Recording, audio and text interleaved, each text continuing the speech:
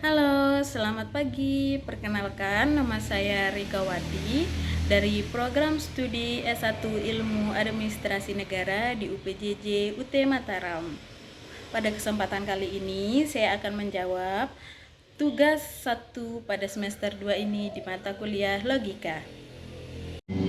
Baik, yang pertama kita akan bahas mengenai terem. Terem adalah suatu himpunan dari suatu cerita.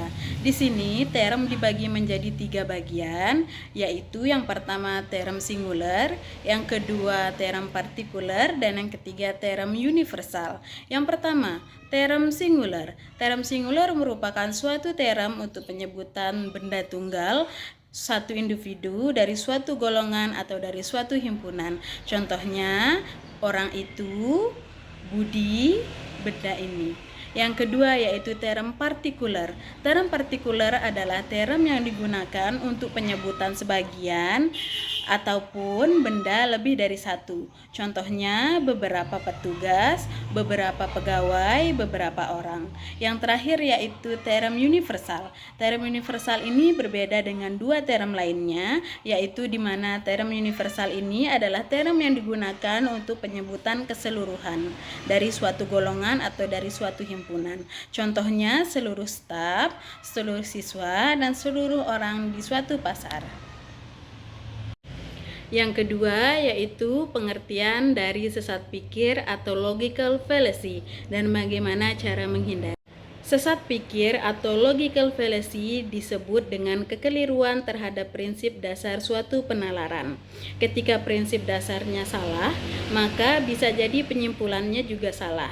Kalaupun seandainya premis yang disampaikan tepat, tetapi kesimpulannya salah, dapat dianggap sebagai suatu sesat pikir ataupun logical fallacy.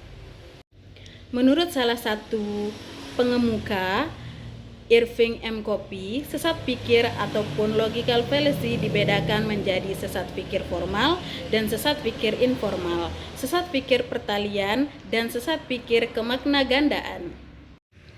Dalam kehidupan sehari-hari tentunya cukup sering kita menemukan penggunaan sesat pikir, baik secara sadar maupun tidak, disengaja maupun tidak disengaja. Tujuan seseorang menggunakan cara berpikir yang sesat dalam berargumentasi sebenarnya cukup beragam. Di antaranya adalah propaganda, tipu muslihat, atau sarana mempengaruhi orang lain. Menurut para ahli logika, sesat pikir dibagi menjadi 3. Yang pertama, sesat pikir formal, yang kedua, sesat pikir verbal, dan yang terakhir, sesat pikir material. Yang pertama yaitu sesat pikir formal. Sesat pikir formal merupakan kekeliruan penalaran berdasarkan bentuk atau sering disebut dengan sesat pikir menurut logika. Sesat pikir ini banyak ragamnya. Salah satunya mengiyakan suatu pilihan dalam suatu susunan pikir pengetahuan yang beragam. Yang kedua yaitu sesat pikir verbal.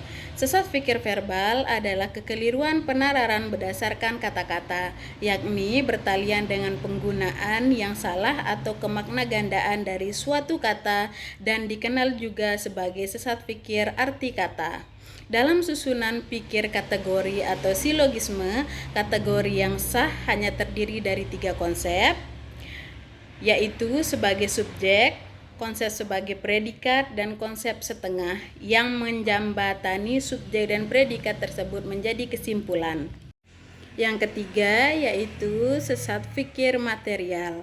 Sesat pikir material adalah kekeliruan penalaran berdasarkan isi, yaitu menyangkut kenyataan-kenyataan yang sengaja atau tidak disengaja yang disesatkan.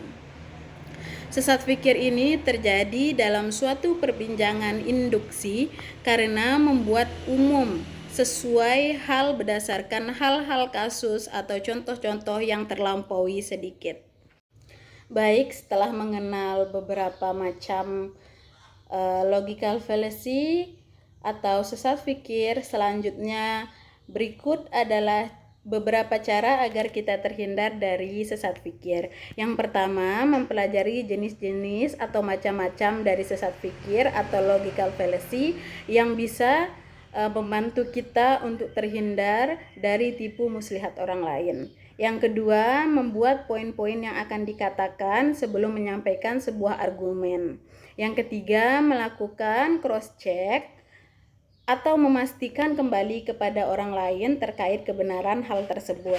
Logical fallacy berbahaya bagi kita karena bisa jadi kita dapat terjebak atau bahkan menyesatkan orang lain sehingga membuat suatu keputusan yang salah. Maka dari itu, kondisi kesalahan berlogika juga berbahaya jika terjebak dalam hoax atau kecacatan berlogika. Maka dari itu, selain mempelajari tentang sesat pikir ataupun logical fallacy, kita juga harus berwaspada terhadap kondisi suatu sesat pikir agar tidak terjerumus pada tipu muslihat orang lain. Baik, terima kasih. Kurang dan lebihnya sekian.